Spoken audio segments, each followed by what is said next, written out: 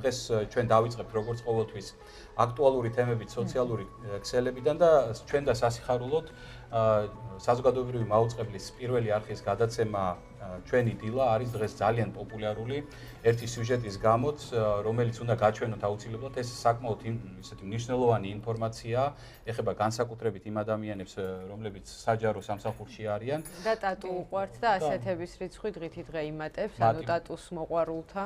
და მათთვის ფაქტიურად სხეულზე, იმიტომ რომ მხოლოდ ერთი ტატუთი აღარ შემოიფარგლებიან, მთელი სხეული აქვთ ხოლმე. მაგრამ ძალიან სამწუხარო ინფორმაცია ამასთან მიმართებაში. მოდით ვნახოთ ეს სიუჟეტი და განვიხილოთ და დაგვიკავშირდით ამ თემასთან დაკავშირებით რას ფიქრობთ. ჩვენის გაკეთება მოუწევს ყველა იმ ადამიანს, რომელიც საბიუჯეტო ორგანიზაციაშია დასაქმებული.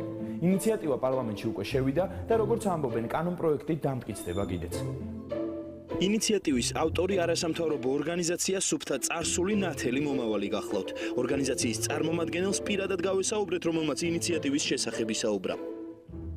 საბიუჯეტო ორგანიზაციები არსად არ ხდება, რომ ეს ტატუირება მოხატვა სხეულის რო ესე მუშაობდნენ და ემსახურებოდნენ ხალხს არ შეიძლება. ხელფას აქედან მით უმეტეს მედია. როცა თაობები უყურებენ ამ ტელევიზორს, ამ ყველაფერს არსად არ ხდება და არ შეიძლება. მე საერთოდ კი ვიცი ეს რატომაც არის და როგორც არის და რას ემსახურება, მაგრამ თავარი არის ერთი რამ და დიდი მადლობა საქართველოს პარლამენტს, რომ ეს წინადადება განიხილა, შევიდა ძალაში და უკვე ხვალიდან ჩაეშება. არასამთავრობო ორგანიზაცია კანონპროექტის დამტკიცებით კმაყოფილია და საკუთარ კმაყოფილებას არგუმენტებით ამყარებს. საინტერესოა, რას ფიქრობს ხალხი. აუცილებელია ამგვარი ტატუს მოსწრება. ჩემი აზრით არ ვიცი, ახლა ალბათ ინდივიდუალური, რადგან დემოკრატია გვაქვს. მისი სურვილი უნდა იყოს, ალბათ არ ვიცი, ვერ გეტყვით. ტელევიზიით გამოდის და ეთყობა ტატუ, არა კარგი.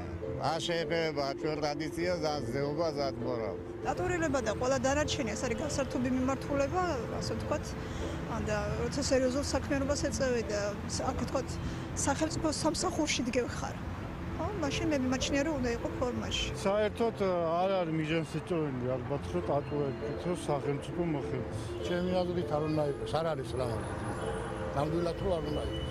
ხვალიდან საბიუჯეტო ორგანიზაციაში მომუშავე ტატუირების მქონე ადამიანებისთვის გაიხსნება სპეციალური კაბინეტები მათსავე სამსახურებში, სადაც მათ ტატუირებას უფასოდ მოაშორებენ.